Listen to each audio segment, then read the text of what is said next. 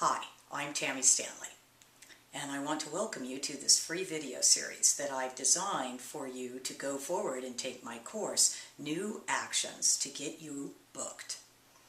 So the video series that I've prepared will get you up to speed so that when you take the course, you know all the things that I want you to already know, and we can focus on the things that you really need for that course to get yourself booked.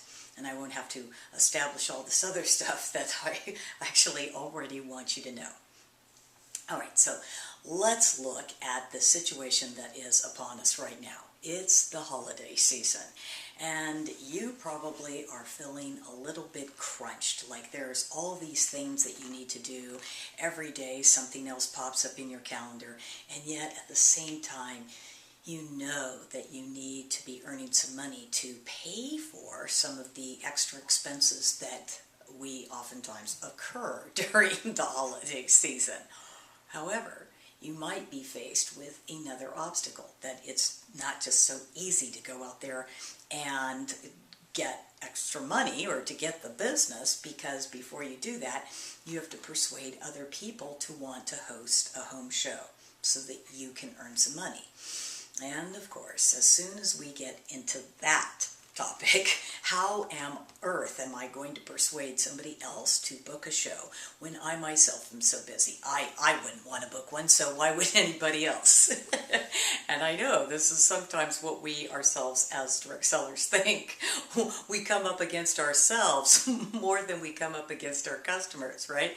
We start thinking about how I don't know how to persuade somebody to do it because I myself wouldn't want to do it.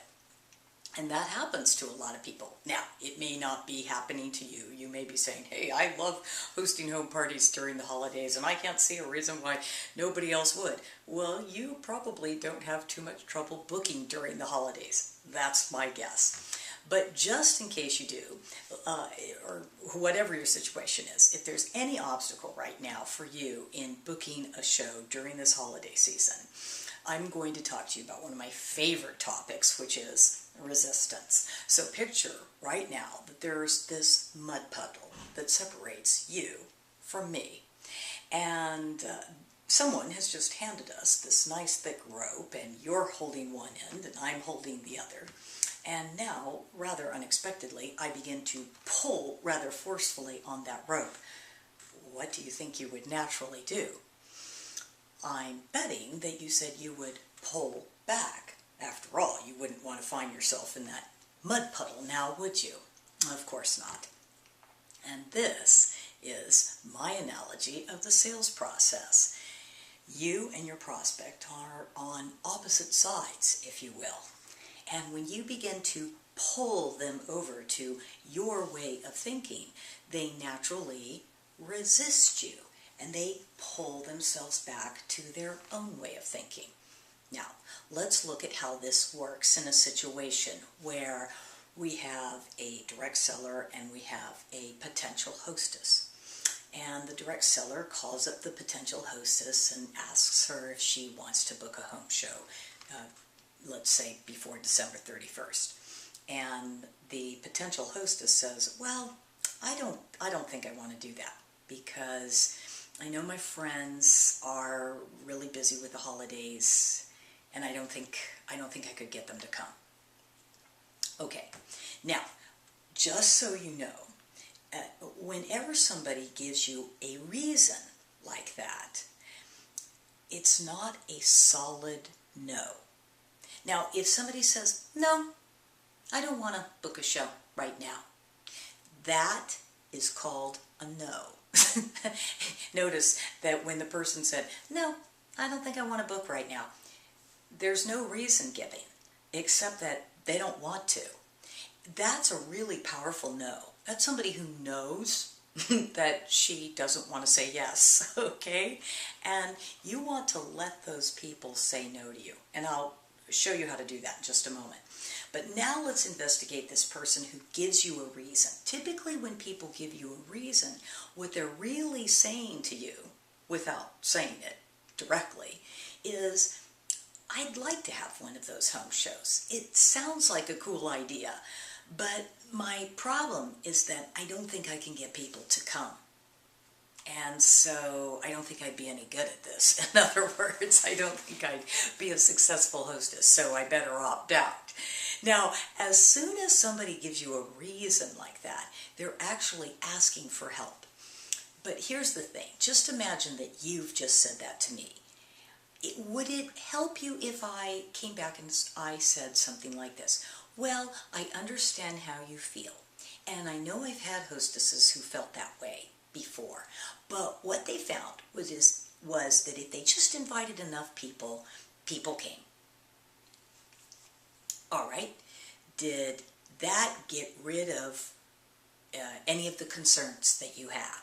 Did that just wash everything clean and make you feel like now, boy, you want to book one of these parties? I'm betting it didn't.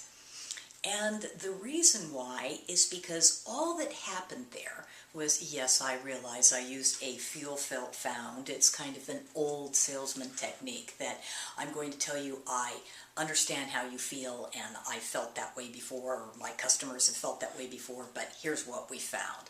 That's the feel, felt, found. And what I found is that that doesn't work very well anymore because our customers or our prospects out there are pretty savvy people and they want a little bit more than that. What's really missing here, or actually I should say what's just happened here, is you've told me I have this concern, it's in my way, and I want to have one of those parties, but this is a problem. And all that's happened is I've pulled the rope, if you will, and said, no, it's fine, it'll be fine, just invite more people. Come over here to my side of the court where you have a party, and everything will be fine. And notice you just want to pull back. You want to resist me and say, no, I don't think so. That doesn't quite handle my concern. All right, so if we look at that mud puddle analogy, we can see that when we pull prospects, whether it be pushing or pulling them, as soon as we are causing resistance between ourselves and our prospects, what happens is that somebody's going to end up in the mud, and it's usually the salesperson. and as you know, that's not very fun. You don't look very good, and so no wonder we don't like it, and no wonder we fear this idea of calling prospects, right? Or calling our customers, because we don't want to end up getting all dirty and looking bad. Got it. Okay, so all you have to do in this case is to stop causing this resistance and do the very thing that most people would never do, which is don't avoid what my prospect or what my customer, potential hostess in this case, has just told me. Don't avoid the fact that she has just said, this is a concern. Instead, I'm going to address that concern head on. When I do that, what I actually show my potential hostess, or my customer in this case, is that I empathize and that I actually truly understand her. Indeed, I come over to her side of the court. I stop playing this game of, oh, here's the mud puddle and one of us is going to get in it. No. Or, hey, this is my side, you come over here. No, I'm going over to my hostess or my potential hostess's side of the court, and I'm going to see things from her perspective. And just simply say something like, oh, I think I understand. Are you telling me that you're a little concerned about going to the effort of hosting a show if your friends aren't going to show up, if you can't get people to come? You don't want to do this. And she's going to say, what's she going to say?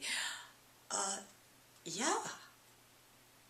Notice that in this, yeah, what happens there is this relief, this total sense of relief. Why? Because we're no longer playing push, pull, or anything like that.